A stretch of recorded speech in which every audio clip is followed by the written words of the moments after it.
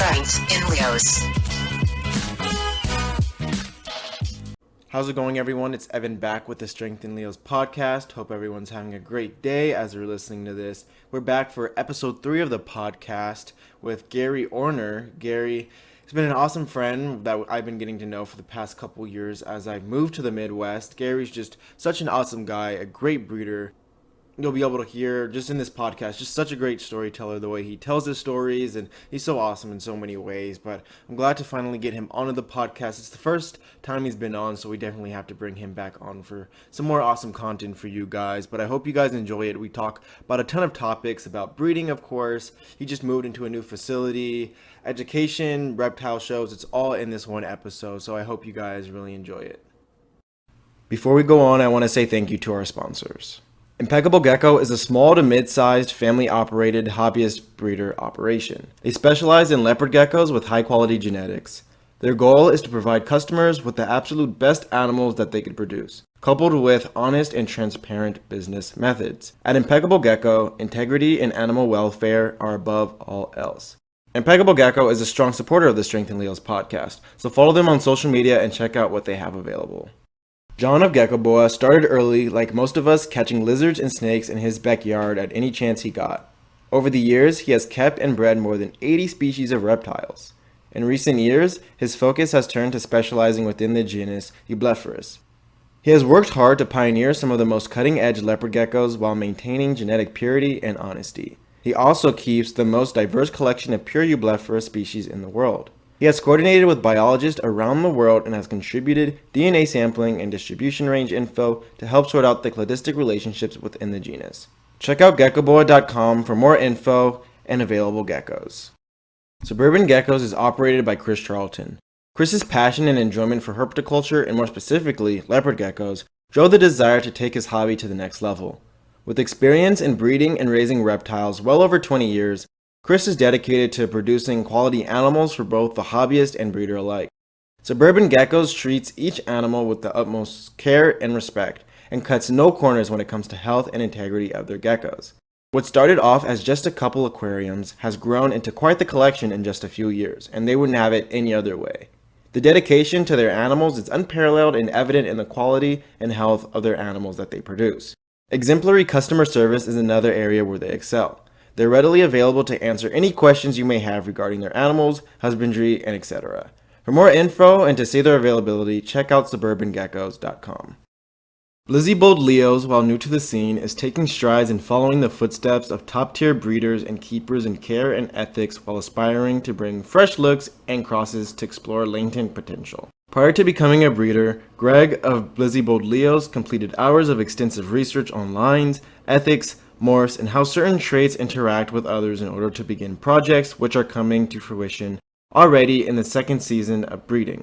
With a major focus on line breeding the correct way and customer service done right, Blizzy-Bold Leos aspires to be a breath of fresh air to the customers and keepers they encounter. Be sure to check out their Instagram, Blizzy-Bold Leos, and stay up to date on project development, availability, or just tips on having healthy animals in your care. Dab Exotics is a hobbyist breeding operation that was started in 2017. They specialize in producing healthy leopard geckos from top quality genetics. Dab Exotics is an awesome supporter of the Strength in Leos podcast, so follow them on social media and check out what they have available for sale. Shane Kelly is a blue-collar, working-class guy that has a reptile breeding business with his wife and kids. They are currently working with high-quality ball python morphs, western hognose snakes, and select leopard geckos with a focus on bold stripes, and they're looking forward to adding Albie Snow and Ghost this year. They have been listening to the podcast since the beginning and are proud to be a Season 4 sponsor. Go check out their social media, Instagram, Facebook, and YouTube, and also check out their morph market to see what they have available. Alrighty guys, welcome back to the Strength in Leos podcast. I'm super psyched for this guest. It's like every season has led up to this moment for me to interview this guy. So finally excited to get him on the podcast. Gary, welcome to the podcast. How's it going? Hey, it's going real good. It's going real good. I appreciate you having me on the podcast. Oh yeah, of course. We gotta get Gary on. You've been in this game for so long now, produced so many awesome things. So it's like it was just meant to happen at this point. Yeah. So, Gary, what was your, your first introduction to the reptile scene or the hobby? Was there a moment or an animal that just got you hooked, and they're like, okay, we're going full swing? Story goes back in 1996. Shows my age. I bought a VPI jungle carpet python off of Don Hamper, and then I got one off Brian Barczyk. This is when Brian Barczyk was just doing a Columbus show. That's all he did was a Columbus show. And this is way back when there wasn't really many shows out there. Then I took them home and I accidentally bred them. It was an accident. Accidentally bred them. And I hatched the eggs, and I got them eating, and everyone at the Columbus show was really cool enough to take down their jungle carpet pythons. Here's this young kid with jungle carpet pythons, and I sold every single one of those. And back in the day, they were going for like $500-$600 a piece, and that's how I got started. I sold every one of them animals. There was 17 of them, if I remember right, and then everyone got that money at that show. I got corn snakes, I got blood pythons, and to tell you the truth, I didn't even like four-leggers. I used to call them four-leggers all the time. I did not like lizards. I did snakes, and not the common stuff either. It was like, if it was rare and hard to do, I did it. That's what I did. That's crazy. Man, and here you are today with all the four-leggers and leopard geckos galore. Now Leos have it. Leos have it. Right. My attention. Yeah. No, that's awesome. Like the fact that you accidentally bred these to, like, I don't know, just how encouraging that must have been for you as a young guy coming up in the hobby with, all these big guys kind of letting you like take reign and selling, all these cool snakes. Like that must have been awesome. Oh, it was great. I mean, Bob Ashley Potter was there. That's when Ashley set up with his books in the corner. He was like in the garage part. And if he hears this, he'll even tell you, he was like in the garage. The garage was behind him. He sold all his books. Mark and Kim Bell were setting up there. So all the big names were just having a few tables at this Columbus reptile show, and here's this young punk kid running around thinking he knows everything. And if it wasn't for them, I wouldn't be who I am today. By far. Wow. Yeah. How do you think, like, just being around those people, like people that don't even go to shows anymore, like they're so big, they don't even like show up to shows. But like, how was that, like being around them? Like, how did that just shape you as like just your mind and just gaining knowledge and stuff like that? Mark and Kim Bell played a really, really big part of my hobby and the career I am. They kind of showed me what the animals were more than just a dollar sign. It was Mark and Kim Bell that did that. And then Don Hamper and the Hampers, they did the same. They were showing me, everyone knows Don Hamper loves turtles. He just does. There's a backstory on that too. But they would do that. Brian Barczyk, he was being laughed at the time about breeding ball pythons. Everyone thought it was a joke, and here, look what he did. Yeah. So these people, it was a time where it wasn't dollar signs. It was, let's see what we can do. It was like, oh, this is cool. Let's see what we can do. And it really, I keep that mentality to this day. Because, if I'm at a reptile show, if a little kid comes by and they want a gecko and they can afford to set up, I'm like, here, have a gecko. It doesn't matter to me. I've seen it. Yeah. Front hand. You gave me a pair of corn snakes I still got growing up here. Yeah. It's I was like, hobby means, looking at these snakes, and Gary's like, oh, here, just have them. And that's what it means to me. The hobby means more to me than a dollar sign. If people knew of what I put into the hobby and what all these other people put into the hobby, we're not millionaires. No, I don't think there's many millionaires. Yeah, not a lot, especially in Leos these days. Yeah, Leos, no millionaires. We're dollar heirs. Yeah, we can make some dollars. Yeah. We got to put that on the sign next show we do. Yes, that's what we need to do. And I appreciate you're going to be at Superfest for me, aren't you?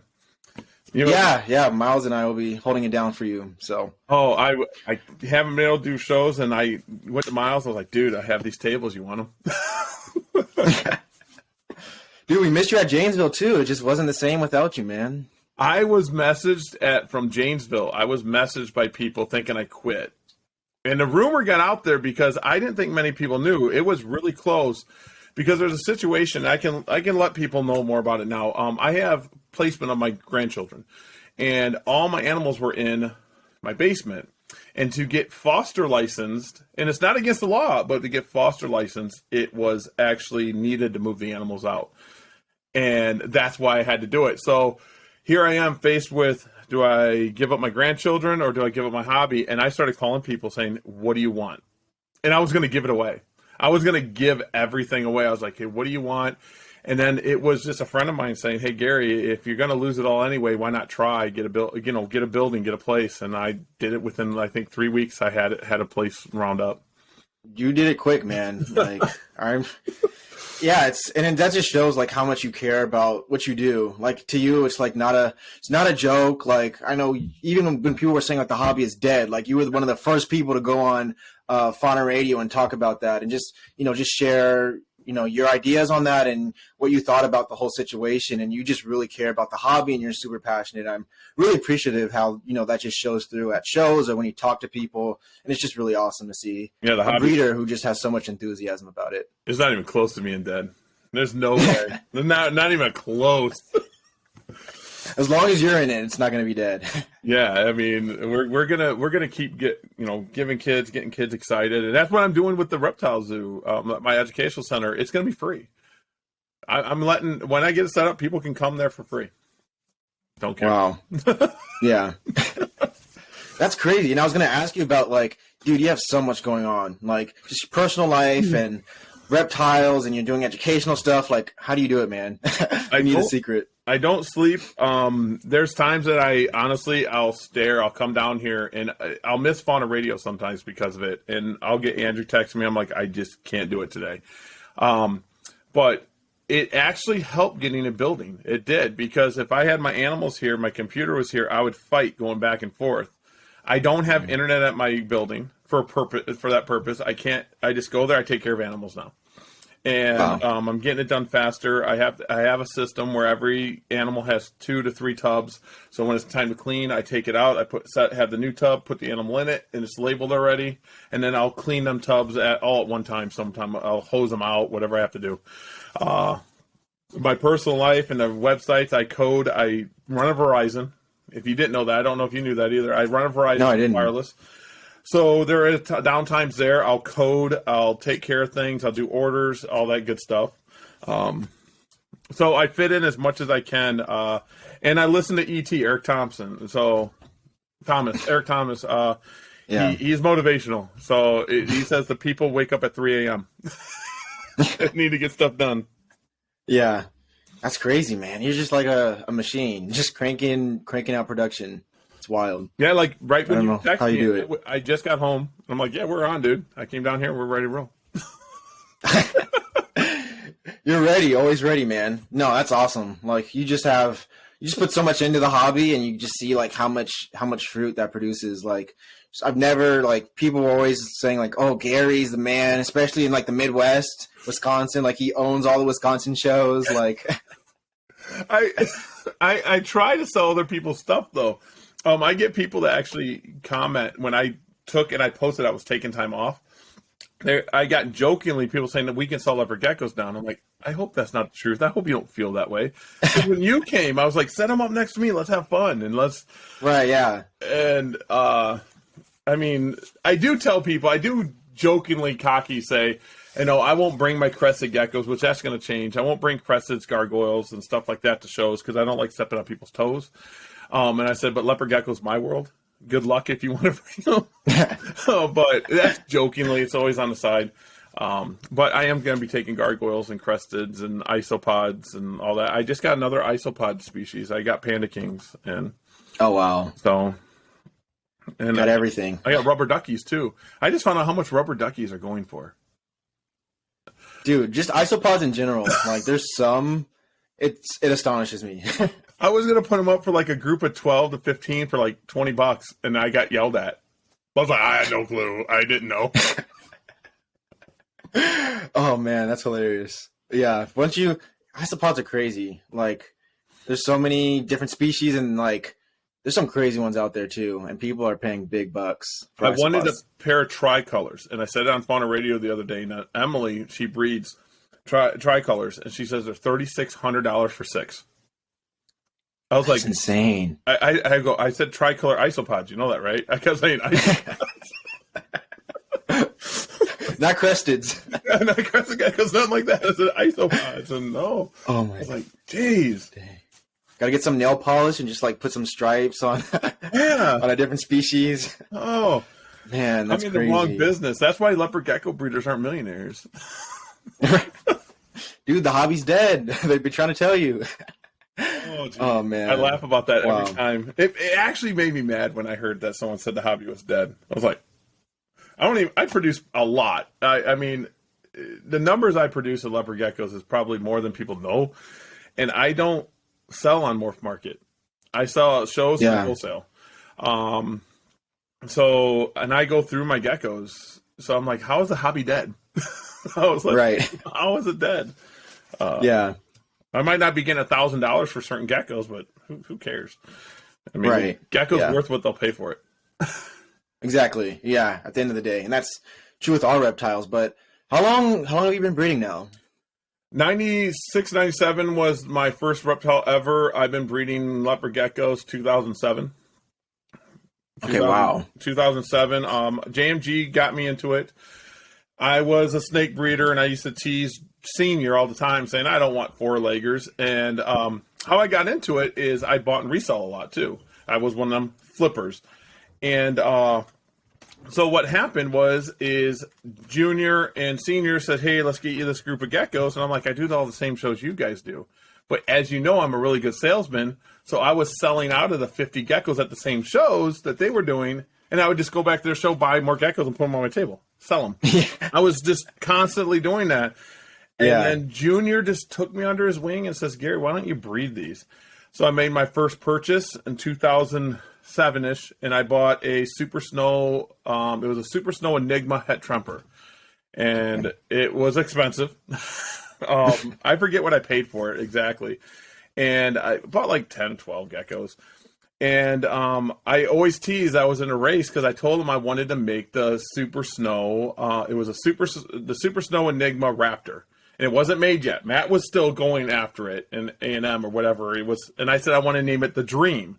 That's what I get. And then it came out as Dreamsicle. Yeah. And I was like, whoa. And I have a Dreamsicle bar, but it didn't have front feet. I have pictures of it and everything. It didn't have front feet. Wow. That's crazy. And so then I just got into geckos that way. I bought off Garrick DeMeyer. He had Bell Enigmas and stuff like that. Enigmas was a big thing. So I put a lot of money in Enigma. Enigmas weren't what we thought. And I stopped breeding Enigmas because of morals. And then I went back into like just regular Bell stuff. Then what was it? 2011, I met Matt. 2012, I met Matt. And I got the white and yellow stuff. Okay. I spent a lot of money. So even after... What was that? I spent a lot of money with Matt. With the white and yellows. Yeah. As you should have. Like, a lot of people weren't into the white and yellows that early, so... Oh, because you got into them early. Yeah. So with the Enigma stuff happening, like, that must have been crazy to, like, spend all that money on Enigmas. And, like, I guess you could have went with the Lemon Frost, you know, how that ended up. But people were buying the Lemon Frost and how that turned out. And a lot of people just quit. Like, they got out of the hobby and got discouraged from buying. But what kept you still going in the hobby even after the whole Enigma fiasco happened? Well, it was Junior, of course. He was walking me through, and he says it's not that bad. But I also like Bell. I love my Bell stuff. And so I was talking to Junior. I was talking to Garrick DeMeyer. And, of course, everyone knows JMG is a really big Bell. They were a Bell person. And I said, I'm going to just focus on Bells. And I started breeding for Bells that I still have them lines today. Even after I lost everything in 2014, I contacted some people back, and I got some of my original stuff. It was the actual Bell albino, the grown-up. I don't know if Matt's ever told anyone else this, but we used to talk and say that Tremper was the average, Bell was the grown-up albino, and Rainwater was like the black sheep. It's true. Yeah. All these years later, it's still true. Yeah, it's really weird. And it's just, I mean, it was the creating the Bell albinos. I wanted to get that eye look that the Enigma Bell had. Because if people don't know, Enigma Bells have a weird looking eye. Yeah. and I wanted that look. I never came to it. I kept trying to line breed for it, and that's when I met Matt. He had these white and yellows. I was like, what is this? And you guys want to know how bad I didn't know Matt? I wasn't in the game that much. I thought he was overseas. Really? Yes, Sassleback Reptile. I was like, but isn't he over in the UK or something? And someone says, no. So I contacted him. Matt used to call me back in the day, call me once a week. He hooked me up with what was it? It might have been a snow white and yellow het bell, possible het eclipse, and then I bought a snow white and yellow het radar female. The het radar female never grew, and he sent me another one. And I sent that one back. Like, it literally got stuck like 16 grams. And I don't know, it started growing for him. It was fine. I don't know what happened to it, but with those animals, I made the first super snow white and yellow bell albino. So I have a couple first. World's first. Yeah, I posted it, and it's a really high pink animal. John was like, it's a white and yellow. Matt was like, it looks white and yellow too. No one knew what it was supposed to look like at the time. And then I started popping out, just like Matt says on his recent ones, you start popping out side effects. And I was getting super snow white and yellows, and I was getting everything. Wow. That's what put me on the map for white and yellow at the time. Yeah, and even still today, like, everybody talks about your bell stuff and your bell white and yellow stuff, and just how it looks so much better than a lot of people these days, and just like the stuff they're producing. So I'm selective, and that's JMG coming out of me. JMG is Jeff Jr. looks at one little thing, and goes, "Look at that little stripe right there. I'm going to breed for that." That's what he does. Yeah, and that's where I learned it from. He does it with hognose too. Wow. And one thing I noticed about, like, talking about you being selective, like, you're so selective about, like, not just like the looks, but also the hets. Like, I know Gary and your relationship with Eclipse.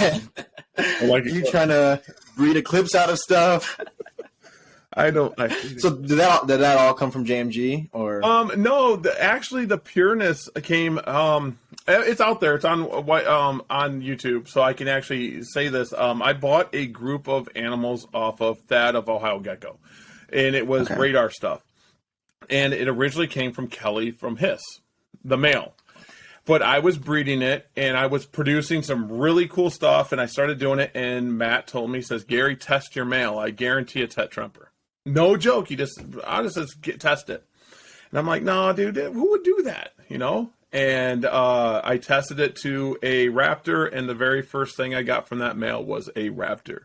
So it was het tremper, het bell. And I put a video out on it. You can look it up. It's on Orner Exotics. It's 5-6 years back.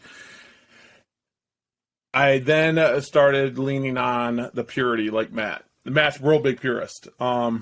So I started like testing everything. I mean, I was testing everything, and that was the only group. So I scrapped that whole group. I petted out like 300 animals. So that's another hit. It hit me hard. I was like, the whole thing that I had a sunset project back in 2010 that was really cool, and it was me breeding like 2 generations children's down. So it could have been the Bell Tremper mix because it was just an insane looking animal. I got pictures of that somewhere too. And I was like, these are sunsets. These are cool. It look like sunsettings. And now that I think the sunset's a blizzard, orange blizzard, something like that, right? Yeah, tangerine blizzard. Yeah. Wow. And I was really upset about that. So I leaned on Matt more. I bought stuff off Matt more and started building my collection. And as we know, I mean, if you're a leopard gecko breeder, you can build a collection real fast. I mean, you can. Yeah. And man, that's crazy. But that's one thing I've noticed, like, just talking to you at shows, like, you're so selective about like what you're breeding, and you want to know everything, and even stuff you get from people you trust, like, you're still testing everything. And I'm testing that male. That's the way to go, though. I got off Miles. I got a white and yellow male, and I'll test it. Everything I do, I usually only buy males because it takes so long to test a female. I'll produce my own females. No, that's smart. Yeah, you could breed a male to everything super quick, one season. That white and yellow is supposed to be pure. I'll be breeding it to 6 raptors, 6 radars, and 6 rainwaters. So I'll be able to test it out to all that. Even though I don't think it's going to be rainwater, I'll end up doing that. He is right now going to the white and yellow. Gosh dang it, what did I put him to? Oh, a firebolt. I put him to a firebolt because she's had Nice. So we'll see what we can do. I got firebolt. Yeah, I don't post everything I have, but yeah, I got firebolt too. Wow. I didn't even know you had that. Yeah. Gary's hiding stuff over there. Yeah, red striped bells or something. I haven't bred. I have the group. I have blizzards here that I don't even breed at all. I have a group of like 16. I don't even breed. They're just hanging out. I don't Ready to go because kids can't. The blizzards had the wackiness to them where they want to move all the time and they're not good pets, and they're white, so it's the end result. Yeah, that's it. That's just like the interview with Matt. It's like we have the same. It's like the end result. Black Knights are end result, and the blizzards and white are the end result. So I want to be in the middle. Yeah. So in geckos, we talked a little bit about your project, but what are some like truly awesome, cool traits that you like to look for in your geckos? Like your color guy, you like contrast, pattern. What do you kind of look for? And all black and orange in all my bloods. I like the contrast of black and orange. It's one of my favorite things. And then in my white and yellows, I like the fading. Like when it feathers out, I look for that bright orange and it feathers out to something. Them are my favorite things. I do like eye traits, but I don't like eclipse. But I like messing with the eye colors, like when Enigma Bell. That eye trait was amazing, and people was like, "What do you mean? It's just a different eye." I like Bell's eyes. I think Bell eyes get affected more by other things than any other albino. But then I do like the heftiness and the build of a gecko too. I like the bigger geckos, and I don't believe in giants. I believe it's a line bred trait, but I like the bigger geckos. Okay. Nice. Well, that's good. It's always nice to have a kind of a bigger build gecko. I think you see some online, especially like with the Black Knight stuff or some of those morphs that have more issues that have been line bred and they're just kind of like wonky, short looking geckos. So yeah, the Black Knight is. I love the black. I like Black Knights because I do have clouded stuff. That my melanistic stuff, but I bred it to Black Knight. I purchased Black Knight and it did not make anything. So really, yeah, I took it to clouded. The female Black Knights I purchased, I think, produced like 3 eggs, and I was like, okay, them aren't breedable. And the male, I bred to clouded stuff, and I got normal looking geckos. I took them babies, bred them together, and they're kind of across the board a little bit. But I thought since I got a melanistic line that are brown, I could take them to Black Knights. I would get more, and it doesn't. I get more reaction from clouded from charcoal. Interesting. Mm-hmm. Yeah.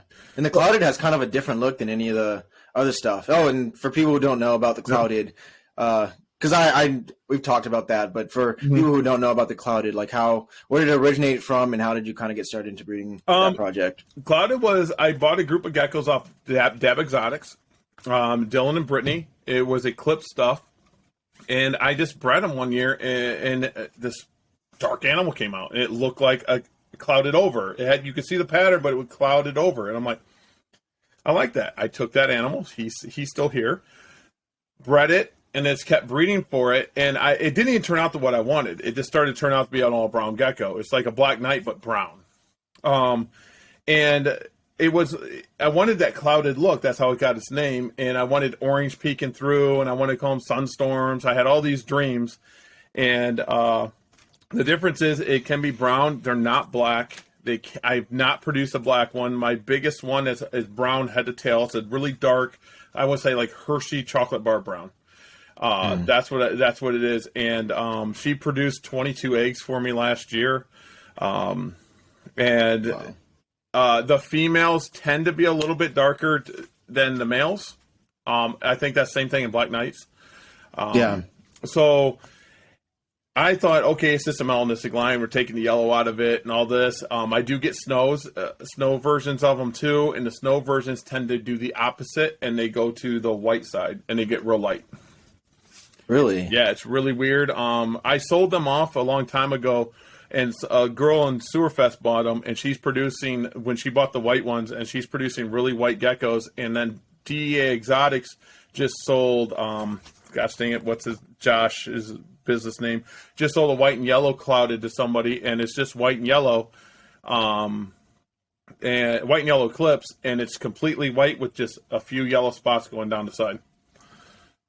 And that's what the clouded does to it. It's really weird. That's crazy. So I think there's more work to be done, and that's why I've been giving Clouded away to people really, really cheap, or say, hey, see what you can do with this, so I know more about it. Because I got one vision in my mind, and hopefully they got another vision, and they can find out what they're doing with it. Yeah. It's more important. No, it's really cool when you see projects like that. When you're working with something, and then someone else gets to take it, and then they're working on like a parallel line with some cool stuff, and you can see how it interacts with different stuff. Yeah, that's what I want to do, and that's why I was talking to Miles at one time, and then Miles is slimming down a little bit. I was like, "Here, take Clouded," and he's like, "No." I was like, "Take it." Just gotta drop it off at his house. Just start sending him stuff. Just go in the house, have Missy let me in, and just put him in the tracks. Right, exactly. Go down to the basement, sneak in through the ventilation. Man, yeah, that's what when there's stuff that I don't want to test, and I just give it to Miles, and I'm like, here you go, and he'll figure it out. He'll get to it eventually. Yeah, that's what I mean. That's what we kind of do with each other. Is just like you, we just kind of work with each other and say, hey, like I need Marble Eye. I have an animal here that I bought as an NDBE female. Stupid Gary. I didn't look into it. I paid a lot of money for it, but it produces eggs. Wow. So someone says it's not NDBE, and I agree with them. I bred it to Eclipse. Nothing. All normals. Bred it to Eclipse again. Really? All normals. So yeah. I need to get a Marble Eye, but with Miles's Marble Eye, we know ciphers in there. So right. I didn't want to test and get ciphers too. That wouldn't be fair. I need to get a pure Marble Eye so I can test that animal. That's what we think it is. I sent it to John and a few other people, and we believe it's just a Marble Eye, Tangerine Marble Eye. Okay. Yeah, so, yeah. I mean, if I do have it, if it is NDB, I got the only female in the world that produces like 12 eggs a year. I mean, it doesn't make sense. Yeah, and that would be unheard of, so for that to happen. No, that's crazy. Yeah, and that's one thing I also notice about just like, I don't know, breeders in the Midwest in general, but then also like kind of with our crew that does shows in Wisconsin and, Illinois and stuff like that. But it's not a competitive environment. Like I don't go to shows, or even when I'm just hanging out and I don't feel like you're competing with Miles or, Dylan's competing with you or Wally or whoever's at the show. It's just a super family environment where we're just all talking, hanging out, and just talking geckos. And we're just really like, building each other up, which is like really crazy to see. And I remember the first time going, and I'm like, are these guys crazy? Like talking with each other, being friendly, but it's super awesome to see. And I think that's what we need to do with everybody. And, just we all can help each other. I just had someone that I don't get along with contact me because he's having a problem with baby geckos. And guess what Gary did? I helped him. Because I don't like the person doesn't mean I can't help the animal. Right. So I helped him out. I said, this is what I would do. And he told me, he goes, I talked to Ron Tremper. I'm like, so do I. I'm like, it's not a big deal. Yeah. You've been doing it for a way longer time than they probably have. I was like, Mr. Ron Tremper, he's in Costa Rica, so leave him alone a little bit. That's what I think. Right. He's retired. He's done. But yeah, that's what we should do. I mean, like I told you when I first met you, I was like, the knowledge you have at your age is insane. And I was like, I wish I knew what you knew when I was your age. And what you're doing with your geckos and what you're producing. It's just, I'm glad you're this way, but I know you're going to probably end up moving back to Cali. Well, if winter was only a couple months, I'm like still waiting for winter to end. It's like woke up, it was 32 today, and I'm like, it's April, mid-April, almost May, and it's not coming anytime soon. May it should start warming up. Man, but yeah, Wisconsin winters are brutal. It's tough, and you're farther north than me, so it's probably even way worse by you. We get snow. Like we got snow yesterday. It was snowing up here, but it didn't stick. Yeah, that's crazy. I don't know if I could do it for my whole life. I'm like, if you were in sunshine all year round, you'd probably just be taking over the world. Yeah, well, I want to move to Utah. I want to move to southern Utah. Really?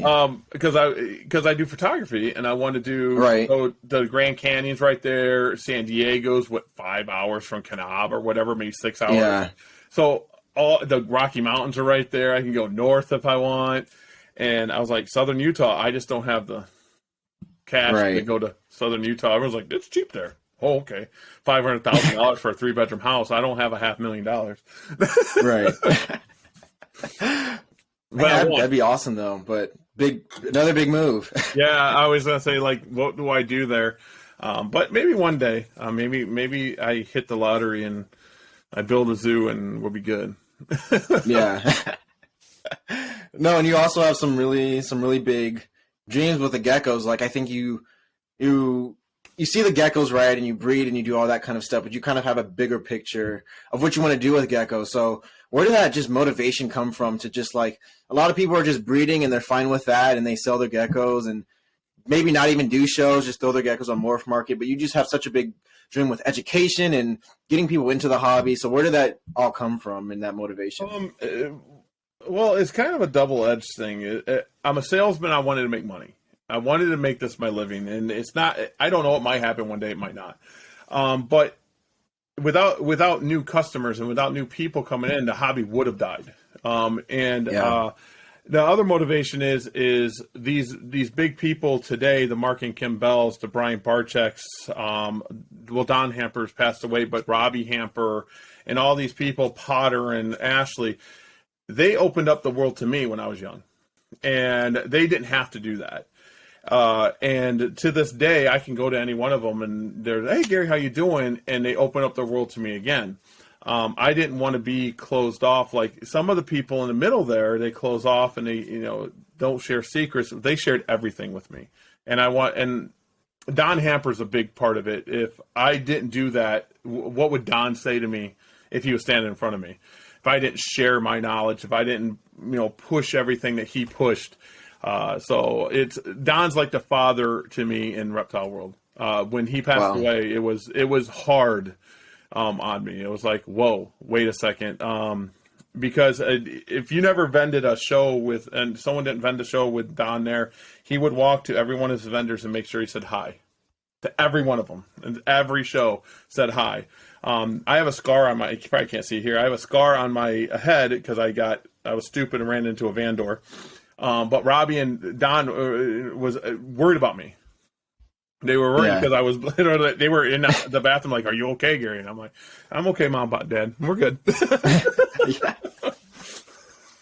Wow. No, that just shows like just that love and that family. And I don't know. I feel like it's a lot rarer to see in the hobby these days. Big time. Yeah. That's why. I don't know. How does that make you feel? Like, I don't know. You just grew up in a time where it was like everybody was helping each other. And glad I grew up in that time where there was no social media. I think social media kills it. When I found out you were coming here, I was excited because I knew what you were and what you represented, and I was excited. And the first thing out of someone's mouth was, like, Evan's going to be here. Are you worried? I'm like, no, he's going to set up right there. That's what I said. He's going to be right there. It's going to be awesome. And I was so excited, and some people look at things as competition, but the more leopard gecko breeders, the more people in the hobby breeding anything, the more knowledge get brought to the hobby. Like, you bring so much to the table. Miles brings something, and Dab Exotics and Wally and we bring something to the table to make the hobby what it is. I just wish that some kids on social media especially would sit down and listen more than they talk. Yeah, not a good trait that people have these days. Yeah, I wish they would, but they don't. You don't have to be against the world. You don't have to be in competition. Right. There's no competition. Like when you post your geckos, sometimes like, wow, look at that, and it gives me ideas, and it motivates me. And Miles posts something that motivates because Miles' bells are insane. His Eric bells. What in the world is he doing? He sits there with Sharpies. I swear. Dipping his geckos in coloring. He's sitting down there, and Missy's calling him up for dinner. Just a second. And he's just coloring. Get that last tubercle. Oh, yeah. But like you said, social media, I think, has been a big role into it. But even like with competition, like even if you were doing it full time, like you cannot produce all the geckos to feed the whole hobby. Like it's just not possible. So like without other people, look at hobby won't run. Sykes produces a lot. He might be, take gourmet out of it and the bells. He might be the #1 producer in the world. He might be. I mean, just open up another 5,000 square foot building. Right. I don't lose sales from anybody, because if they weren't going to buy my gecko and they like someone else's gecko, they weren't going to buy my gecko if that gecko, they wanted something different. Yeah. And the person buying something that they want is more important than forcing them to buy something they don't want, so the animal suffers and they have a bad experience and they're getting out of the hobby. I would rather them buy what they want. I have that story where Dab Exotics, the guy wanted to buy $1,000 gecko off me. He had them cash out, but it didn't make sense with what the male he had. It didn't make sense. And I took him over to Dab Exotics and sold him geckos off his table. I said, this makes sense. He had a bold stripe, an amazing bold stripe, and he wanted to buy a white and yellow animal I had on my table. I was like, no, go buy some bold stripes. Some bold stripes. And it's more important to make them succeed, because if you don't make them succeed, you'll never see them again. Yeah, right. They're going to have a bad experience, and they're like, leopard geckos are trash, and I'm done. Yeah. So. And leopard geckos, there's so much room for everybody. There's so much room. Yeah. For new people to come in, and you do that all the time with kids is one big thing I think I see at your table too. Also, you're just like getting geckos out, have no issue taking things out and talking to people, and you're talking to 5-year-olds like they're adults. Like, that's one thing I also see that you do. You're not talking to them like kids. Like, they know they know what they're talking about, and you just, share the information, and you're just there to give it to them. So. I had like a 9-year-old educate me one time. It was at Sewer Fest, and she wanted a rainwater, and I was talking to her like, what gecko you want? I need a rainwater, and I seen it on your website, and we're going to negotiate on price. I was like, okay then, okay. She came ready. Yeah, she came ready. And then she made me an offer, and I go like this. I'm like, well, how about this? And she says, no, I need to be here. And I'm like, you are so awesome. I even took it lower. She contacted me. She's going to be at the Green Bay show, and I won't be vending, but I'm going to make an appearance tomorrow. Nice. So she's going to be there, and I'm going to take some geckos for her. So. Oh, that's awesome. Yeah. Dang. You willing to do stuff like that? Like. I'm gonna go. Awesome. I'm gonna be able to film. I'm gonna film, and I'm gonna get a video out for them, and all that other stuff. It's gonna be pretty cool. I'm actually taking all my gear, all my filming gear. I'm gonna take it all. And we're gonna film. Dang. I'm gonna look like do it all, man. Yeah, I'm gonna look like a YouTuber tomorrow. You know, entourage. Oh, the jokes. Yeah, the jokes I do. You get to see the other side of me in the chat. Right. Oh man, yeah. Do you know how many times sides of Gary Miles pulls me back? Miles is my angel. He keeps me humble and keeps me going the right way. He's like, Gary, you got to reel it back in.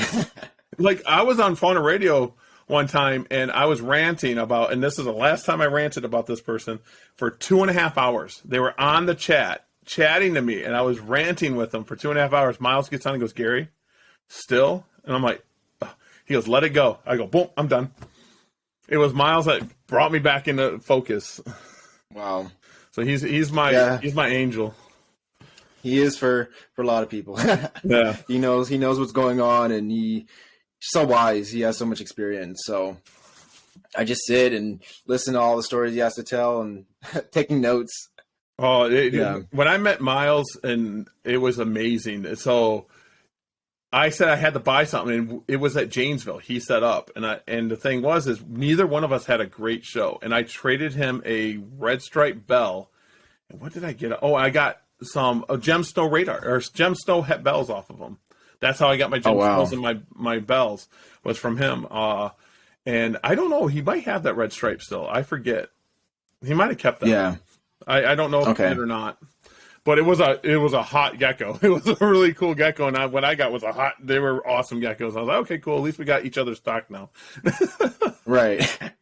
Do you have like a favorite Miles experience or story at one of the shows, or just talking with him? Just the way he talks and brings me back to level. Like when that weekend, funny story that I probably told it 1,000 times now. At that show, that 2-day show, I lost my money bag. Yeah. And I was texting him. I'm like, dude, I lost my money bag.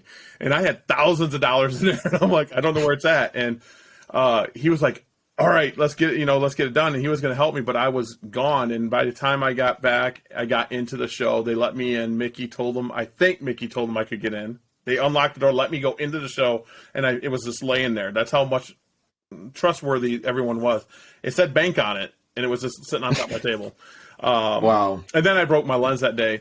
So he listened to me complain all weekend because I broke my lens and I lost my money. And yeah, he's my shoulder. I mean, I text him randomly saying I'm having a bad day, and he just has something to say to bring me back out.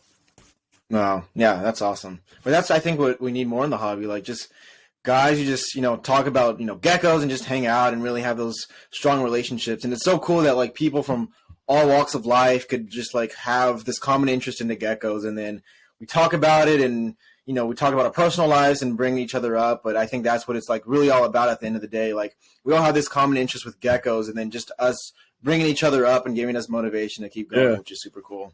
Yeah, that's what you're never allowed to leave the gecko family now. You're part of it now. You're done. It's over. Locked in. Yeah. It's like a cult. Once you're in, you're in. You are part of it. No matter if you go back to Cali or not, you are Midwest. Just put a stamp on my forehead, just Midwesterner. Oh, got all the cheese curds going in my system, and cheese curds everywhere. I didn't know what Culver's was until I moved here. And me neither. I was like, what is this? And I'm fighting with people, like, about to get in fist fights, talking about In-N-Out versus Culver's. Yes.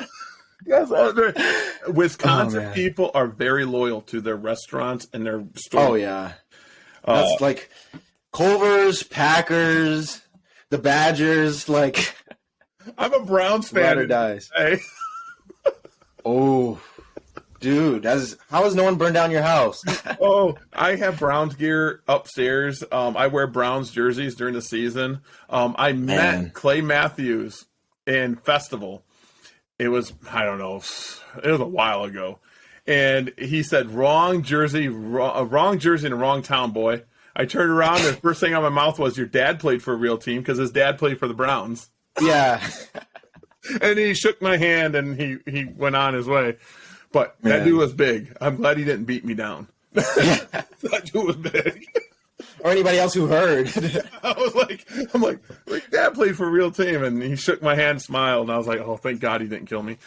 When's the last time the Browns had a winning season? Like 2 years ago with Baker Mayfield. Now we got Watson. I don't know what's going to happen with them, because they should have won last year, and well, whatever. They're the Browns. No, that's one thing I noticed about the Midwest. Like, football is a religion here. Like, Sundays, like, the town, like, there's no one outside. They're all watching football. It's crazy. Shuts down. I'm not used to this. Everything closing. Like, at 6 o'clock, everything closes. 6, 7 o'clock, everything closes. I'm from Toledo, Ohio area. Everything's 24/7 out there. Yeah. So I'm like, what is this closing thing? Yeah, people go get their food, their brats the day before, and they're all prepared and tailgating, and I'm like, what the heck is going on? And Packers are on. Oh, you should come up here in the Green Bay home game. You cannot even drive around the stadium. They shut down the roads. Really? Yeah, all the roads around the stadium, they park on them streets, so you can't even drive on them.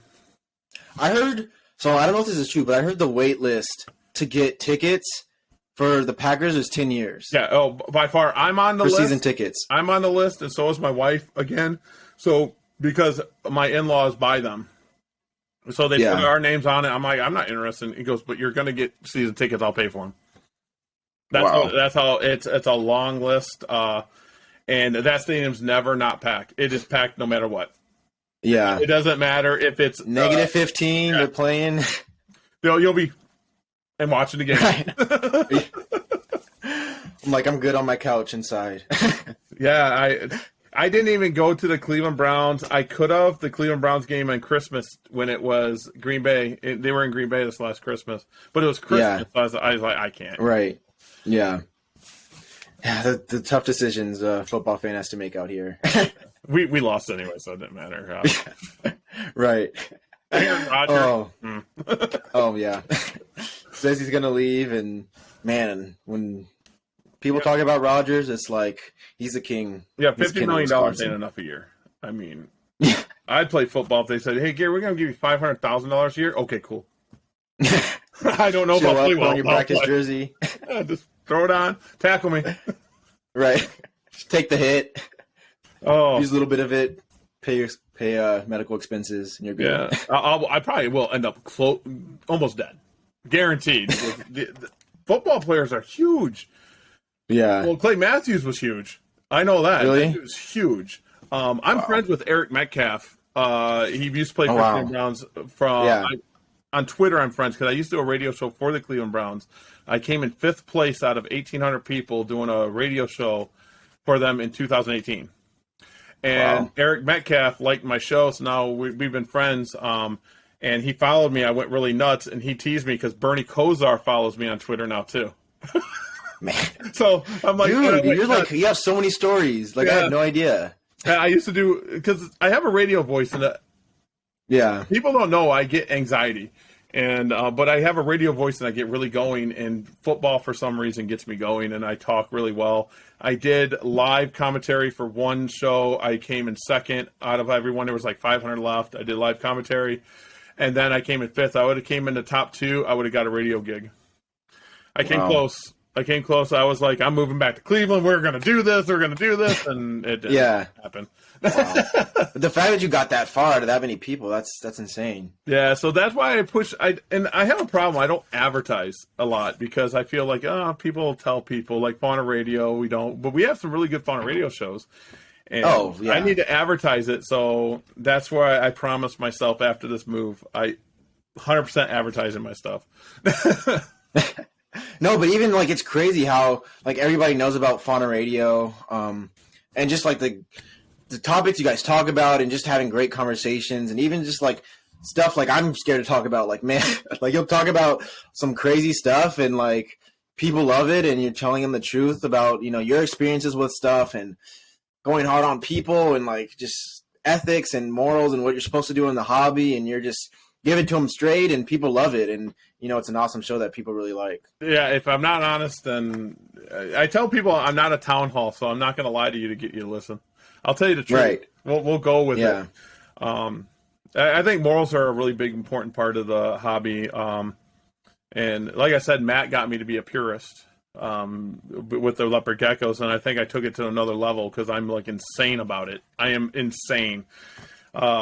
I had that eclipse pop out after 60-something eggs. I got to look at it right. It was over 60 eggs. I was breeding a visual to a not. I didn't think it was a het. It was a non-het male, and I bred. And after 60-something eggs, I got an eclipse out of it. Now he pops out eclipse all the time. After that, I'm just like, I thought I had it, and it is a clouded male. It's because I can't get eclipse out of my clouded line, and once I do, because I got albino out of it. I got the albino out of it. Nice. I've had hatched probably over 100 eggs out of one male, no albino. Wow. So I'm hoping. Yeah. You never know. No, that's what I'm like. I always joke with Miles. Like, if there's anything that like Miles could anything you got to test out, like Miles will find it. Like he hatching out ciphers accidentally. Like man, if he needs to find it, he'll find it. When he hatched out them ciphers, I was like, "You lucky dog." You lucky dog. He goes, no, it's not. I got to get the marble eye out of it. And I'm like, man. And then I told him, I'm like, get marble eye out of it, and I'll breed it to Bell. I'll take it to my good Bell stuff. And then he shows me that his Bell. I'm like, okay, you got better Bell than I do when it comes to tangerines. His tangerine Bells are insane. And I was like, because I want that's what I want. I've talked to John a few times. I want Bell cipher. That's what I want. Yeah. Because the eyes are moving. All right. Yeah. And then get white and yellow into it, and jeez, because I had to start over my white and yellow line. My white and yellows have small eyes. My Bell line was getting small eyes. I have like 30 of them, small eyes, over and over. And someone says, "Oh, it's a vitamin deficiency." I'm like, "No, it's not," because like out of each female, I'll get 1 or 2 small eyes. I'm like, "No, it's common." So that's why I got that male off of Miles, so I can start it over again. My Tremper line, white and yellow, is perfect, 100%. Yeah. So I shut down stuff really quick if I see a problem.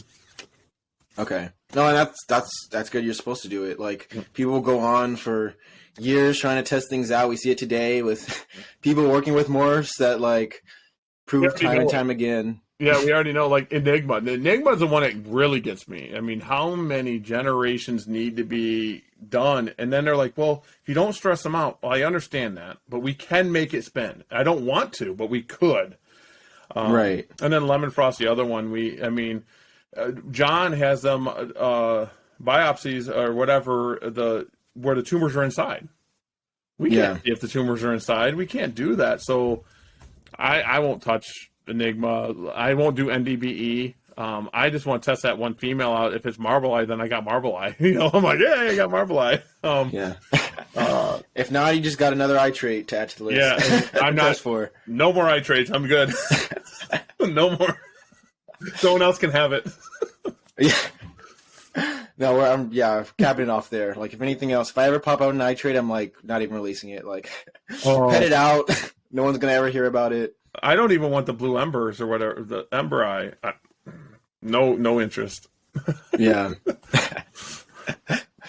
It's another eye trait, but yeah, it's crazy. Like, I don't know, you've seen morphs pop out year after year. Is there ever like a time where you're like, I'm done with morphs, or like there's too many morphs, or is it like you still want more and you still want to work with more and get line bred stuff into it, or how do you feel about that kind of stuff? I like taking line bred into it. The recessives and stuff, I am trying to reverse engineer stuff. I have a rather large macularis population here, or at my shop now. I'm trying to reverse engineer stuff so we don't have everything mixed. If someone wants something pure, they can probably come to me and get it. With line bred traits, though, there's so much that can be done still. I mean, there's so much more that can be done. So you can just pick a project you want. I get that asked a lot, what morph's the best morph? I'm like, what one do you like? And then start line breeding for what you want. If you want bands, breed for bands. I call them wacky patterns or jungles or whatever. You can breed for that. Or heavily spotted. I got really heavily spotted bloods that I haven't released yet. I mean, they're really heavily spotted. No, there's no blizzard in them, nothing like that. So I think there's so much more that can be done with them with the line bred traits. I think that's why geckos are special. I mean, you can dream it, you can make it. Yeah. And time again, it's like once you think that like, oh, everything's been done, and then I'll see something on like your table or just something on like social media. John's producing something crazy, and I'm like, dang, like there's still so much to be done with. Even just if we were to ever never pop out a new morph again, I'd be satisfied with what we have. When Cypher came out, I'll be honest. I was like, John, that don't look like anything special to me. It looks like a reverse stripe. That's exactly what I said. I was like, it looks like a reverse stripe. And then he started showing me like the bells and the other stuff in the tangent and what he's doing with it. I'm like, wait a second. It kind of pastels it out. It kind of enhances it. And it's recessive. That's cool. But the first ones I seen, I was like, so now I've learned, don't play off, don't throw it down until you really get to know the morph. But I like pattern. I wish there was more pattern morphs out there. I wish there was something recessive that said, hey, it will do this pattern every single time. Something like Murphy's patternless. I would like something that way as a baby held to adult. That would be cool. Yeah. Murphy's pattern. Murphy's pattern. Take out the list. Because Murphy's patternless as babies are just insane looking. And then when they get older, it just looks like a hypo leopard gecko. Right. And Murphy's patternless is hard to get tangerine into, and it's hard to get anything into it. And then I would like people to work with snow genes a little bit more, like the gem and tug, which that's another discussion, gem and tug. But I mean, it's stuff like that. Work with the snow genes or the albi line snows, which I know you have some albi, right? Yeah. I think that's a line that needs to be put out there more in the ghost line. I need to get my hands on some ghosts and some albi. Yeah, they're awesome. Every year, it's like it surprises me. Like you never know what you're gonna get with those two. It's a line that I'm glad is still out there and was preserved. And I think the best, if anyone wants to look at it, Miles on Impeccable Gecko has the best write up on that stuff. In my opinion. He really got in detail. Yeah, I tell him all the time, like if it wasn't for him, like those two things would probably be lost right now. Oh, Like, 100%. And yeah, I thank him every day, and I think that's why, like, there firewaters. Are there really firewaters out there from that original line? I'm sure there's stuff with firewater in them, but I mean, I think John might have. I mean, he'd be the only one I really trust, but he does say he has firewater. I think. I don't know if they're crosses or not, because I know John's another purist. He's one of us. You know, I call us purists. Yeah. Part of the clan. Yeah, part of the clan. We like that purist, but then to get down to it, I always tell people. I mean, all the tangerine lines are kind of a mixture of everything now. So yeah, it is. Yeah. And even the lines that make the new tangerine lines, they're a mix of other lines. So it's like, yeah, like, hard to keep track. There's a few, like, you know, Hot Gecko tangerines. I mean, but Hot Gecko had what? I don't even think that was original. I mean, I think that was a mixture, I think. Yeah. I think it had like a mix of like Albie's line and some other stuff in there. So, like Atomic, I used to love Atomic back in the day, but Atomics get ugly as adults. They just do. Yeah. They just do. So now I got blood, and I'm working on that blood stuff because it seems to hold. But people when they see adult breeder bloods, they're like, "What?" I'm like, "That's what happens." We're working on keeping that as an adult. That's our whole goal. Our whole goal is to keep that color. Yeah, I know a lot of people these days are just looking at like 25-gram geckos, and they're like, "Okay, as long as they look good at that age, like." I'm good with it. Like, sell them off when they're 25, 30 grams and get rid of them when they look that nice, and who cares what they look like. I want them as adults. I want them to look good as 50, 60, 70-gram animals. That's my goal. Yeah.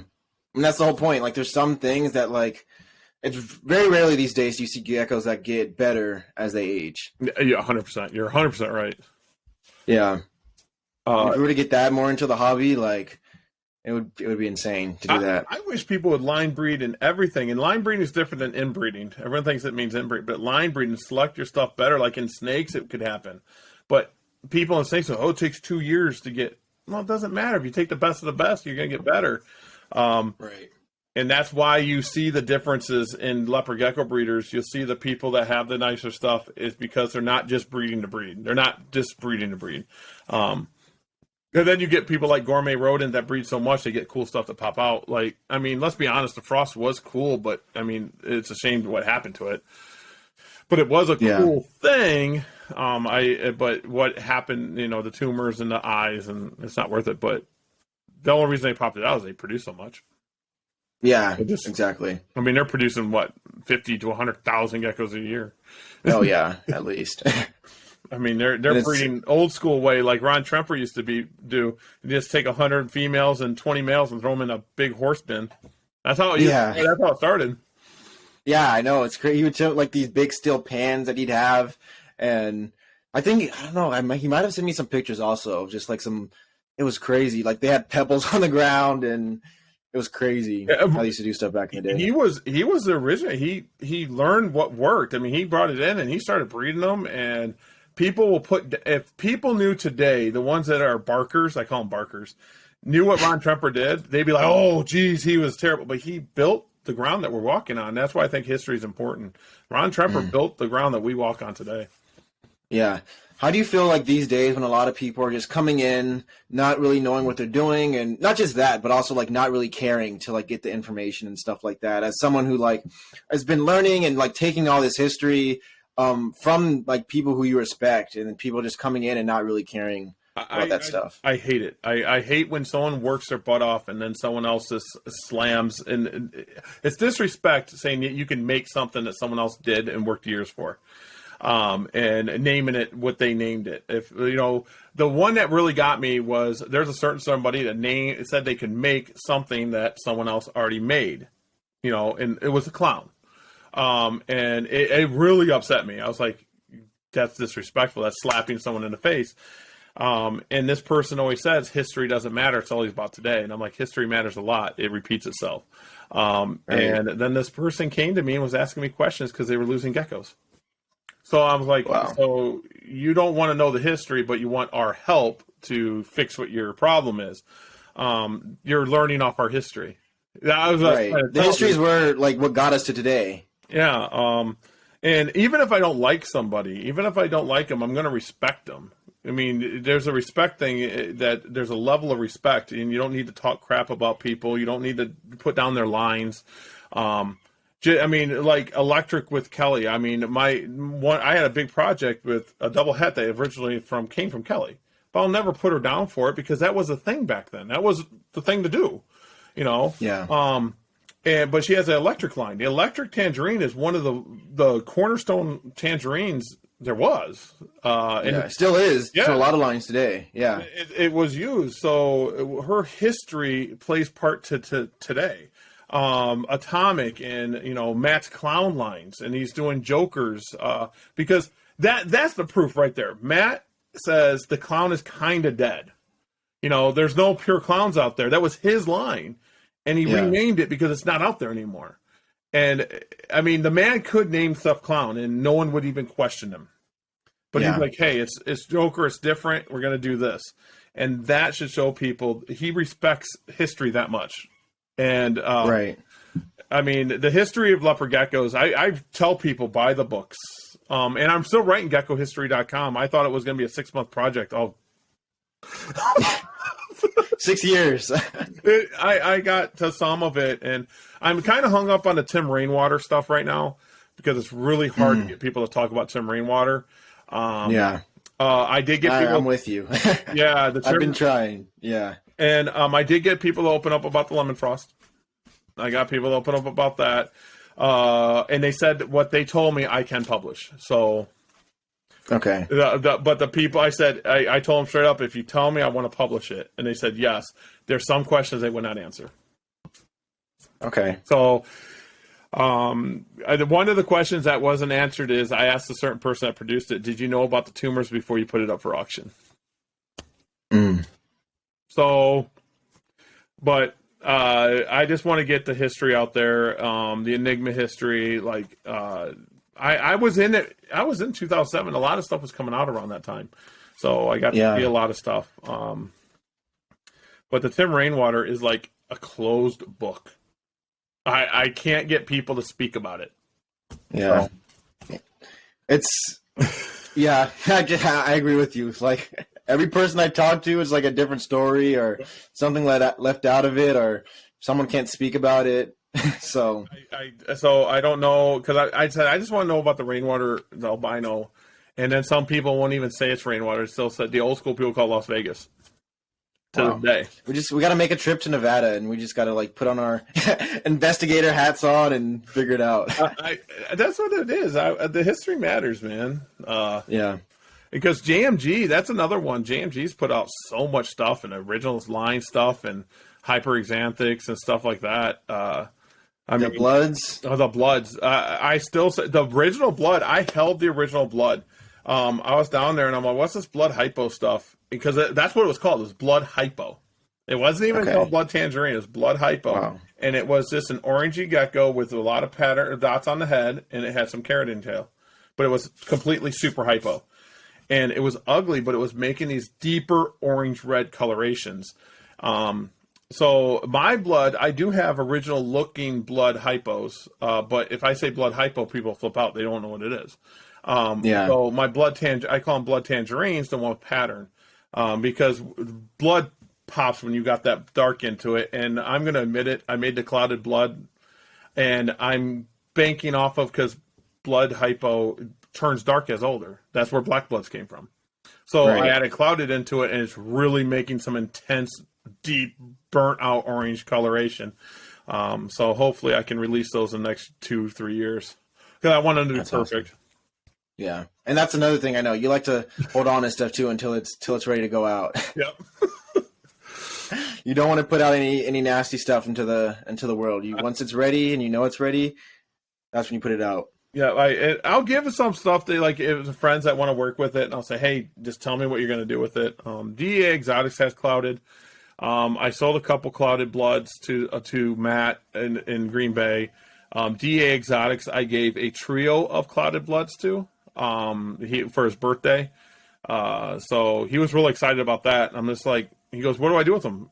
Have fun. Do whatever you want. I don't want to influence them. I want to see what they do with it, because it's going to help me.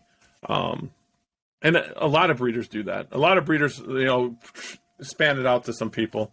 But hopefully when I come back to shows, I got some cool clouded stuff. I think I'm going to start taking some 3rd gen clouded. And then people are going to say I'm trying to, bank off the Black Knight, but whatever. Nothing wrong with that either. My females lay eggs. Yeah. Hold that over their heads. My females lay eggs. Oh, man. Yeah. No, that's awesome to hear. Just the products you're working with, and even just kind of how different I think you approach things than a lot of other people, just because of your experience in the hobby and kind of the people you've talked to. I think you have a really different approach than a lot of other people these days, which is like super awesome, where you're not, I wouldn't say you're holding on to any like the old ways, so to speak, but you're evolving with the times. You're always getting new information. You're keeping yourself humble at the same time, which is super awesome. And you just, every time I see you, you evolve. Like, you got more information, cooler stuff. So, and we're always growing, man. Everyone's always growing. I learned from you. I learned from every single soul I talk to. I tell people if I knew it all, then I don't need to do anything anymore. Right. And like Leopard Geckos has been my release. It's where I'm calmest. When I'm sitting there, my daughter does it with me now. We pick out the males to go with it, and I'm trying to teach her my ways, saying pure is the best way, and you don't want to mix stuff. So maybe she'll take over for me, and she'll continue on the Orner Exotic way. Yeah, because you need some help. I don't know how much longer you could do all this. I don't. Well, I'm looking to buy an Adalbra and a Marmoset. We're trying to get a Marmoset and Adalbra now. So wow.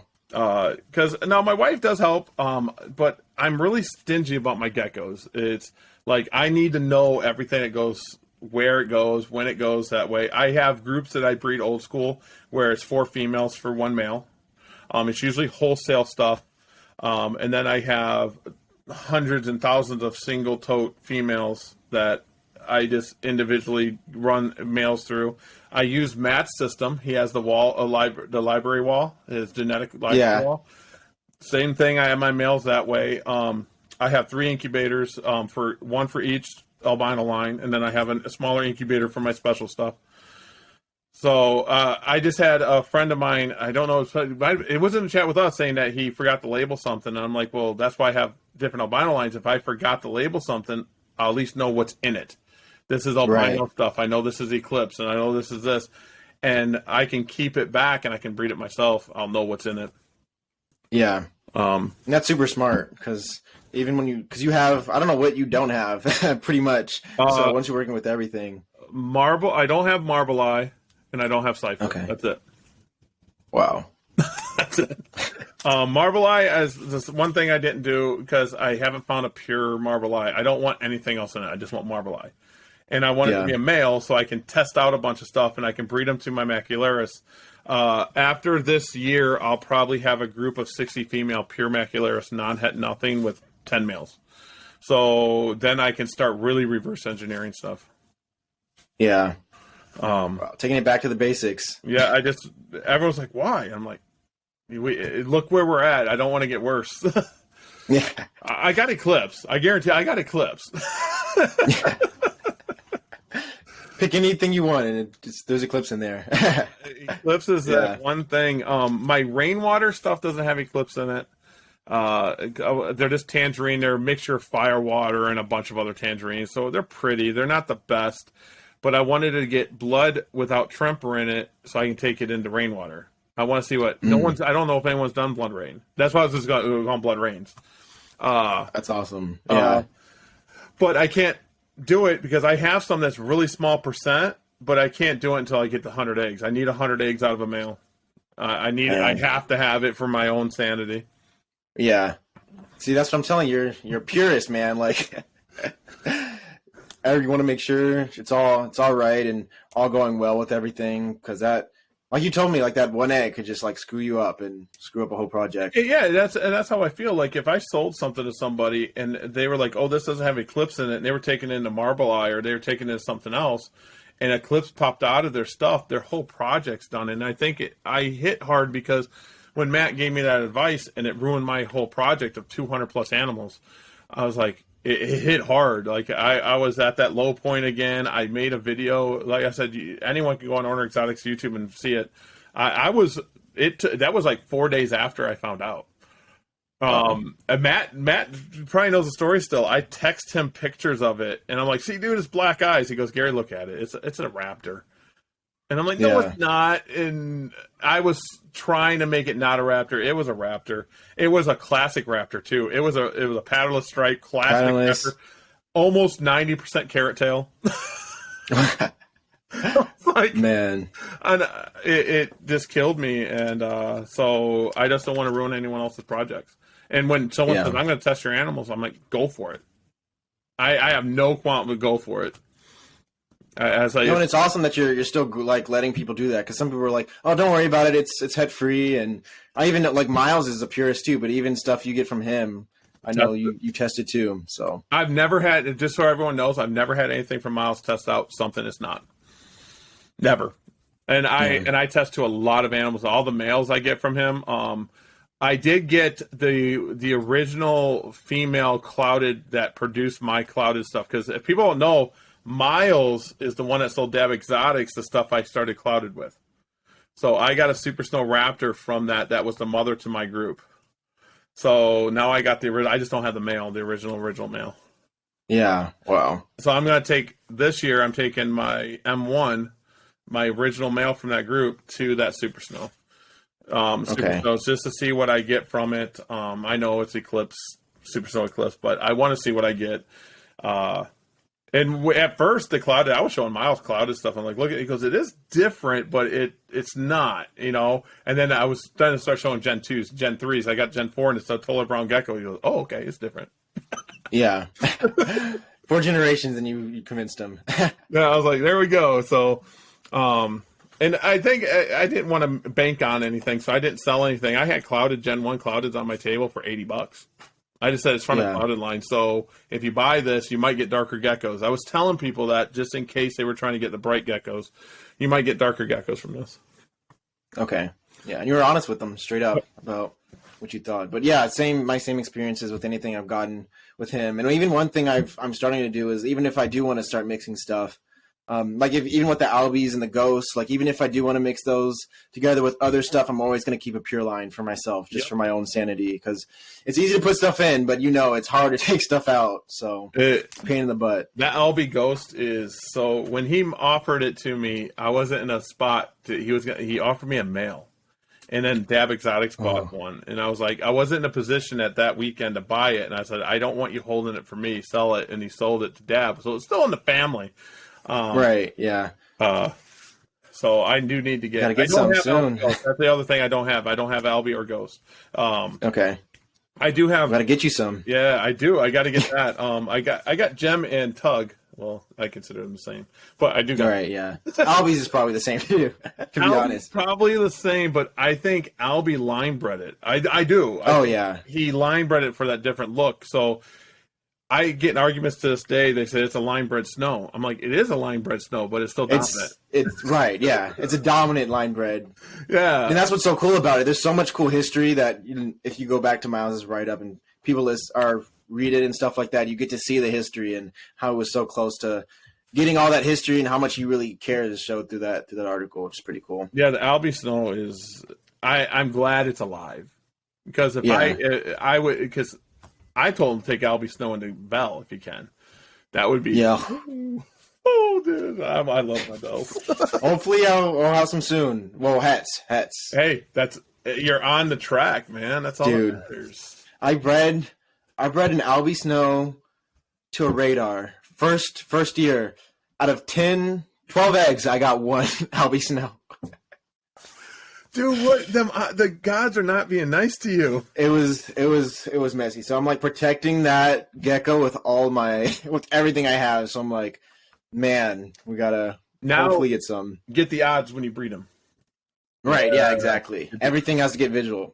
So it's visual all the way down. I mean, Albie, I think it can be some of the best looking snows because it's been line bred so well. Right? Yeah. Gem Snow and Tug Snow. I mean, you really got to work with them. I got a pretty decent line, but they're not where they should be. But Albie is beautiful. I think Albie. Yeah. Gonna be. And I think it helped that Albie didn't know it was dominant. So yeah, he was just line breeding stuff and thought it was line bred. Yeah, I still get arguments to this day. They're like, it's a line bred trait. I think, did Ron's book say it's just line bred? I don't think so. I think it says dominant. He said white and yellow's line bred, which yeah. I was like, come on, dude. I mean, seriously, no way. Come on, dude. He's like, well, I talked to some people. This is from him. He goes, I talked to some people that bred it, and they said act line bred. I was like, all right. I was like, if you say so. Yeah. You can't disagree with the godfather of Leopard Gecko. Yeah, so. I was like, it is what it is. But I think the reason people think it's line bred is they're calling white and yellow something it's not. It's not a white and yellow, and they're trying to say it is. Right. A white and yellow bell and a white and yellow snow looks different than anything Just else. even looking at it like a super snow from a white and yellow super snow. Like, yeah. Totally difference. So I tell people there's no, if you're going, it might be, I'm like, it's not. That's usually what I say. Yeah. I'm like, it's not. Read it, test it out, see if it throws out white and yellow. Yeah, and I'm like, it's not like white and yellow adds thousands of dollars to your line anyway. If it's not what you're looking for, keep breeding for it. Keep breeding for your look you want. I have white and yellows that I think are like, that's not what I want. And I go back out. Like, white and yellow tangerine did not look good for years. White and yellow tangerine did not look good. Yeah. It was like, oh, you don't do that. The purple had white and yellow stuff that John's been producing. I don't know if you've seen those. He's insane. Coloring it with markers. I told him, oh, you got a new building. You're sitting there with markers too. Some of the stuff John does. And John's so humble about his stuff too. He's like, yeah, it's a gecko. I'm like, do it. Yeah. It's freaking amazing geckos. Yeah. That's why I tell people, I had someone ask, they said, on my radio show last night, they were like, I got stuff from Gecko Boa. I'm like, don't even worry about it. I don't want to worry about anything from Gecko Boa. I got stuff from Gecko Boa. I have tested it out, and nothing's ever. I mean, it's always been exactly what he said it is. No cipher? I wish. I bought a bold off him on a wholesale group, because I bought some wholesale groups off him 3 years ago. And it had no hets. And I called him because I said, hey, I want your top of the line wholesale group. And I was just trying to get geckos on my table because I was sold out. And he sent this bold, and I said, is it? And he goes, if I said no hets, it's no hets. I tested that female out, and I've never popped anything out. This is the first year I'm going to take it to what I want. I've bred it for 5 years now. And it's a bold, it's a dark animal, and this is the first year I'm taking it to cloudy because it's so dark. But I mean, even his wholesale stuff he sent me, I'm like, what in the world is going on here? Yeah. Yeah. Dude. No, but it just shows how you get selected people who are really particular about their stuff, and it's just top of the line every time. Just super cool to see. Yeah, that's why we need people to keep buying from them people and take, when they breed, take their time. It's not a race. There's no races in leopard geckos. I mean, you get to the combos, they've probably almost all been done. All the combos. Yeah. So now it's line breeding. Right. Matt owns probably 90% of the combos first. Yeah. I would say. Good luck, trying to get that. Yeah. So, he did the Predator, and I'm going after the Predators now. And I think he's the only one that shared with me pictures of the Predator. Everyone else said, "Oh yeah, I made one," but Matt said, "Here it is." But it was hard to get to, and now I'm trying. I got that snow het bell het patty, and 2 snow het bell het patty, and then I got 4 other het bell het patty males. So, what I'm going to do with the male, I got pure patternless here. So I'm going to breed that and make some 50% hets and try to get a patternless that's 50% het. And then I'm going to try to get a bell visual that's 50% het patty and try to bring them together. I'm going to try. Okay. Try to hit the odds. I'm going to have a lot of byproduct. I know I am. Huh. Yeah. It's going to be tough to hit those odds. I think it's the white whale of geckos. I mean, the Predator, the bell patty is the one. It's not even. I'm not even doing it for money because I already made an agreement with Miles. I'm like, I get one, you get one. If I hit 2, you get one. I don't care. That's what we agreed to. I probably won't even sell one. I just want to do it. Just keep it. Yeah, do it. That bell stuff again. Rainwater patty's been done and Tremper patty's been done, but the bell for some reason. And Miles I talked about, he thinks it's like an anomaly where the DNA can't line up. Yeah. So I've heard a lot of people say because they're just so close to the same like locus on the chromosome, and if you could hit it, then you hit it's a mistake. They said it's a mistake. That's what Miles was saying. Yeah. It's a mistake. That's crazy. So I'm gonna try, and I get people that want to buy because I got 3 emails from Miles, and I got offered. I'm like, no, I'm good, because that's one thing. If I get something given to me from a friend, I'll never sell it. Never. I got a mealy knobtail here, a male. I never have a female. Miles gave to me as a present, and he just sits there and eats. He's my boy. Just chilling. Yeah. He's my boy. And I know Miles had a huge group of those males. I know. He had a stack at that show. Like, it was a stack. I'm like, there's not one female. I'm going through them. And I'm like, are you kidding me? It was crazy, but he got them all. Got him rid of them, so. Yes, he did. Yeah, at the end of the show, here, Gary. I'm like, okay, cool. I got him. Yeah, awesome. Yeah, increase your collection. Yeah, he sits in a gecko rack at the top, and it says Monster because he'll charge me. Really? That says Monster on it. I'll have to get a video of it now since I got a facility, but it says Monster. I'll take him, I'll pull him out, and he'll just charge out, like with mouth awesome. And everything. And I'll take roaches and I'll drop them, and he'll eat them. That's hilarious. Yeah. Well, now that you got a facility, man, like we gotta start seeing videos of the facility tour and all that stuff. It's gonna happen. I got video of me setting it up. I got video of me setting up more dubia roach colonies. I got like 16 of those with about 400 females in each one, 300, 400 females. That's crazy. Well, my goal is this. I'm going to keep back 100% of the next brew or whatever you call it I don't know what they call it. And so I'll keep all those. I'll raise them up. And then the next one, I'll sell half of them. I'm trying to get to where I have about 100,000 adult females at any given time. Yeah. You said you're going to start selling too. Yeah, I'm going to start wholesaling the friends. And the reason I wanted to do this once is when the mealworm shortage went on. Miles and I were hurting. And I felt I was hurting. Shipping out here for mealworms? Oh, man. Yeah. I was used to just go around the corner and pick them up, and now... Yeah, I was calling Jillian. I'm like, Jillian, I need mealworms. She goes, Gary, I can give you this, but if I give you your order, you're going to take from someone else. Yeah. So I was literally getting 10,000 group, a 5,000 group, and a 2,000 group, because that's how Miles said to order it, and that's what I was doing, and that wouldn't last me a day. And so then I was calling every pet store, and I was like, I'll take them all. What? I'm like, everything you have, I'll take them all. And I was trying, so I'm like, well, if I breed roaches, I can help my friends out too. If something like this happens again, I can give 5,000 baby roaches to them or something. And I started breeding dubias. Wow, that's smart. Because I'm not breeding mealworms. There ain't no way. I talked to Jillian about that, and she's like, well, you got to do this. I'm like, yeah, never mind. Never mind. Yeah, roaches are easy. Just throw them in there and keep them warm. And you clean the bins once every 8 months. Yeah. You can separate them. You don't have to. You take the frass out. It actually hurts the babies. Yeah. I'm like, they start eating it too. So. Yeah. So I'm like, cool. So all my breeder tubs get citrus in my chow. My chow has bee pollen in it.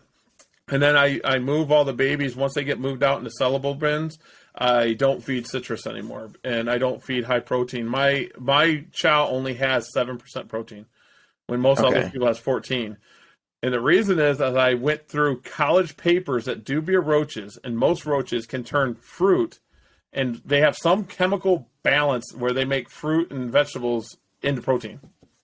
Really? That's why when they eat high protein, it gives our animal scout. Really, I had no, because I always heard that like once you get over a certain percentage of protein, it's bad for them. But I had no idea that was the reason why. Yeah, so I feed a lot of citrus to my breeders because it's like the blue pill. Right. And then when they get out, they get mostly chow and green. And then I didn't know if bee pollen was good for all animals, so I had 2 chows for the longest time. And now I put bee pollen in everything. So because I tested it out and I talked to people. My bee pollen's organic. Everything I put in my chow is organic. I might be selling that too. Okay, nice. Yeah, I might be selling that. And when people ask for breeding colonies, I'll just start them up. Yeah, because roaches right now, I went up for sale. I found out I had to reel back. I went up for sale. I sold out in 2 days. Wow. I was like, oh, I thought this was gonna last like a month. Yeah. Okay, cool. I need to pull back and get more breeders. Yeah. Well, now you know. Yeah, I thought 30,000 roaches was gonna last me a month, and it didn't. So. Wow. You want some roaches? Next show, we're getting roaches. Yeah, everyone's getting roaches for Christmas. Oh, exactly. Yeah, dude, can't wait to get you back into shows and I'll be start seeing you again, man. I'll be in Green Bay. I won't be able to make Sewer Fest, but the next Sewer Fest I'll be at. I will be at the next Sewer Fest. I registered and told them I'll be there. I might not have a lot of geckos, but I'll be there. Nice. Yeah. I might just have a table full of prints and talking about my educational center. I don't know. Because I shut down breeding, and people don't understand, gecko breeders do. When you move a collection, their breeding usually shuts down. Oh, yeah. And they just I'm not breeding no more. So, we'll see. I had some ovulating females. I put them in, see what happens. If I produce 800 more geckos this year, then I'll be surprised. Yeah. Wow. Even for that, that's way more than I'm ever going to produce. So, if you take my wholesale and that, I produce about 5,000 to 7,000. Dang. And my wholesale groups, I do sell to someone that actually, I wholesale to a wholesaler. Wholesale to a wholesaler. Yeah, they wholesale geckos out too. But I give them at a good enough price that they take them. They don't care about sex. They don't care about the colors they are. I wholesale to a wholesaler. They usually get a lot of my pet geckos. I test stuff, and they know it. I told them, I'm like, these are test animals. Don't try to breed them. But I do give them what they are. I actually ID every single wholesale gecko now, and I give them a piece of paper, almost like this one right here. And it's just like this one just talks about 2 geckos I sent out the other day. And then I give them a list and say what's in them and all that good stuff. Every gecko that gets sold to me online gets that paper. That's awesome. And a lot of people, even these days, like just genetics, like they'll get something, especially you've seen at shows, like people will go up to you and like, what is this? And I'm like, I don't know. I love it. Can you tell me what morph this is? It's a leopard gecko. I'm like, it's a leopard gecko. Don't breed it. Right. And then I feel bad. They'll bring their geckos and they'll like, do you want to buy this one? No. But it's I don't care. I won't buy it. Yeah. Or even you want it for free? Like, nope. Nope. I turn them down all the time. And some breeders get upset because they want me to trade. And I'm like, well, I have all that. It's not personal. I'm not going to sell your geckos. I have a rule. I won't sell. I mean, I sold John's, but John's a little different. But like a Joe Blow's gecko, I won't sell. If I can't put my name on it, I won't sell them. Right. That's why when you were there, I was, telling people, oh, these geckos are good, but if I don't know the person, I won't. I have to put my name on it because I don't want genetics coming back, and I don't want that little kid having a gecko that dies or anything like that. That kill me. Yeah, especially with your reputation, like everybody knows Gary, and if Gary puts his name on it and stuff like that, then everybody knows his OE's at the show. Then you know what's up, and I've been putting it out like OE baby. I'm getting OE shirts coming. This says OE with the gecko on it. Oh, nice. I'm trying to get some merch. I'm trying to get out there. I really have trouble promoting myself. I have trouble doing it, but you're like the best salesman like out there. I try. I mean, and I give deals. I'm that person that's like, oh, you want 5? Let's make it happen. Let's make it make sense. And I think that's what it is I tell people the truth about things, and I'll turn down sales. I'm like, that don't make sense for you. You shouldn't buy that gecko. And I'll tell them, like, you shouldn't buy that. You should buy this one. Or if they're looking for a breeding pair, I've had people pick up rainwaters and then pick up a bell. I want to breed these together. No. And how many people would say, yeah, go ahead. That's $600 to me. There you go. Right. I can't do it. The story that I always go back to is a friend of mine went shopping and bought a bunch of stuff, but they didn't ring up the shoes. They didn't ring up shoes. And she didn't tell go back and say, hey, I need to pay for these shoes. And she said after 2 months, I'm one of the worst pair of shoes to wear. Because the karma and the moral feeling, every time she put on them shoes, it was bad. So karma's real. It'll weigh on you. Yeah. No, I think that's what also sets you apart from other breeders. Like, you're totally about the honesty and being truthful about it. And I think that's, another thing that sets you apart from other guys in the hobby. We got to keep them all good. We got to keep everyone happy. And you're doing your job, man. No, yeah. First time I met you, you just had so much energy, and I'm like, dude, I can't wait to get to know this guy. So. Yeah, and then we did the chat. We got that little secret chat, I like to say. I tell people we got secrets. Yeah. And to tell you the truth, that's the chat I check the most. Out of everything, that chat we got, that's the chat I check the most. Because sometimes I'm so busy, but I get on my phone and I'm like, what's going on in that chat? Yeah. Who's getting roasted right now? It was good. And then it's like I can actually make fun of people, and you guys know it's just a joke. If I posted some of the stuff I post, oh God, oh yeah, people would take it so serious and be like, "It was a joke." Yeah. No, we all have the same sense of humor, so that helps out with everything. Yeah, we could joke around about Miles' snakes coming late, and everybody knows, like, oh, you hate Miles. Oh, I felt bad for him. When he put that up, I was like, oh my, because how was it? He put it in chat, but then we were talking about the tables at Sewerfest, and he's like, yeah, I can't track my gecko or my snake. I'm like, what do you mean you can't track your snake? He goes, I can't track it in FedEx. It's like, is it even there? And I felt so bad for him, but I'm like, dude, then he got it, and he's like, oh, I can't wait till lunch. And I'm like, take you to lunch, dude.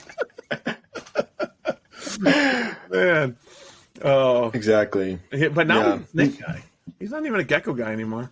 Dude, yeah. He's like, oh, yeah, I missed a whole bunch of ovulations this year, and we're just going to, the garters are going, and he's just...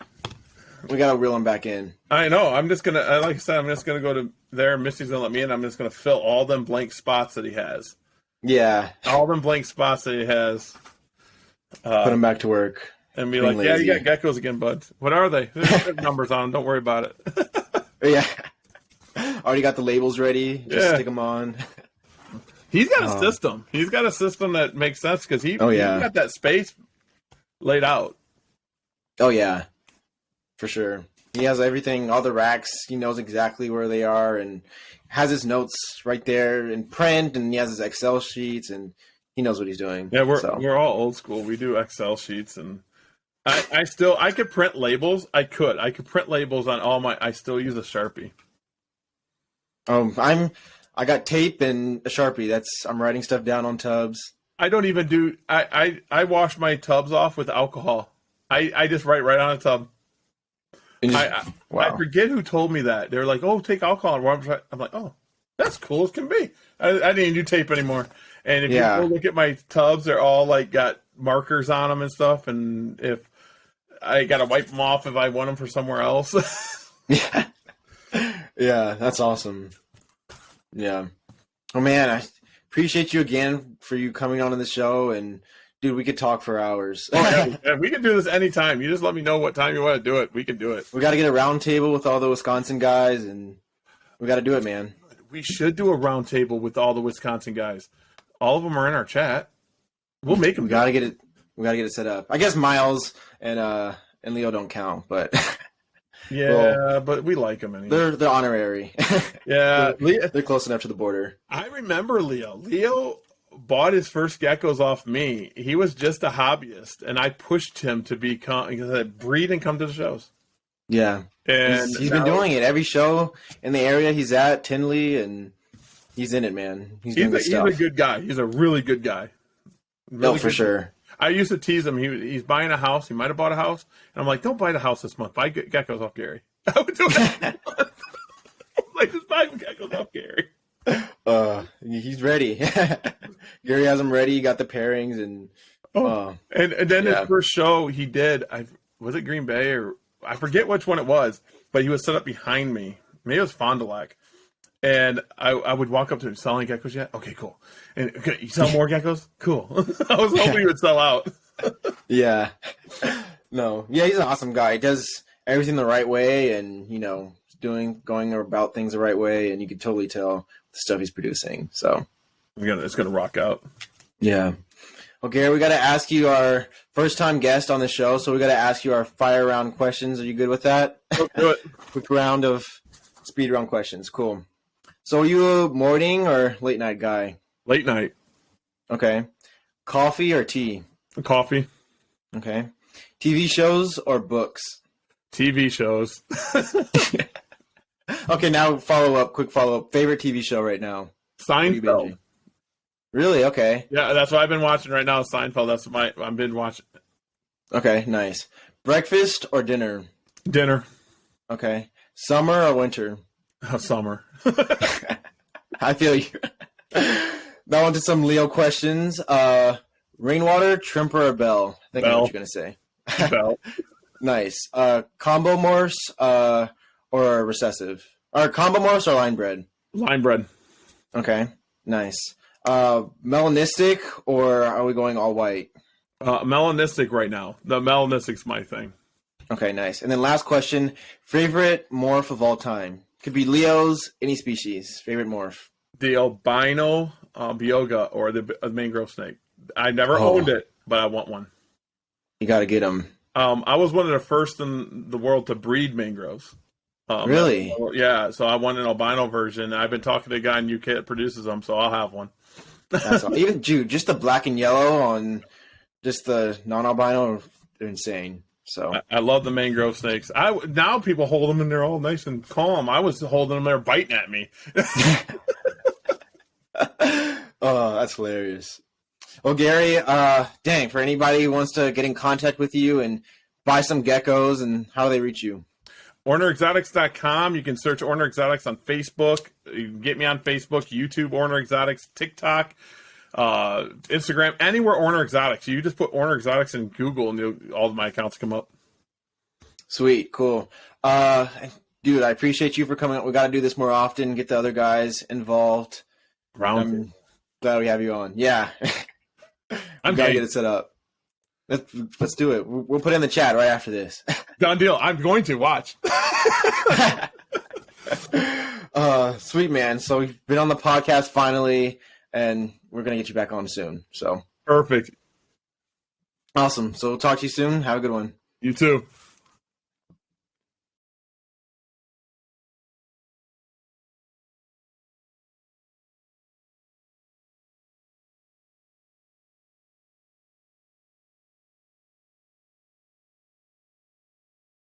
That is going to wrap us up for this episode of the podcast. I'm super glad I was finally able to get Gary onto the podcast. Been wanting him on for a while now. He's been a great friend to me, a great resource, a great breeder in the same state as me, which is super awesome. Great to see him at shows, and I'm glad, of course, that I've been able to get him onto the podcast. So I hope we can get him on more, do a few roundtables, and just really soak up all that knowledge and squeeze all that information he has to offer. So with that said, as you guys know, at the end of each and every episode, I do my one big thing. And one thing that I really, really just admire about Gary, and what I felt like he really touched base on in this podcast, is really just his care for the hobby, his care for the geckos, the care for people that he has. In general, I think Gary is just such a kind-hearted person in general, and then combine that with his passion and his motivation and just his tenacity for leopard geckos. It just takes it to the next level of everything that he does. He just opened up a new awesome facility. He does educational shows. I know he's done so many things in the past. He has Fauna Radio, which is another awesome platform where they talk about geckos and have amazing guests on there as well. So it just really shows how much he cares about the hobby, cares about education, he cares about leopard geckos, of course, and just how much he's taking care of his customers and other people who just want to get to know more about him and more about his business and everything else that he does. So that's my one big thing, just the care that Gary has. So I hope you could take some of that and implement that into your gecko business and your hobby that you're doing, and just really take that into consideration, just how much you care about the geckos, and obviously with customer service, how you just care about the people as well in the hobby. I want to thank everyone for joining us on yet another episode of the Strength in Leos podcast. Don't forget to share with a friend, rate our podcast, and subscribe. Follow us on Instagram and Facebook at Strength in Leos. And last but not least, tune in next time for our next episode on Spotify, iTunes, Google Music, and our website, strengthinleos.com. This is your host, Evan Woldridge, signing off. Continue to grow in knowledge and share the strength in Leos.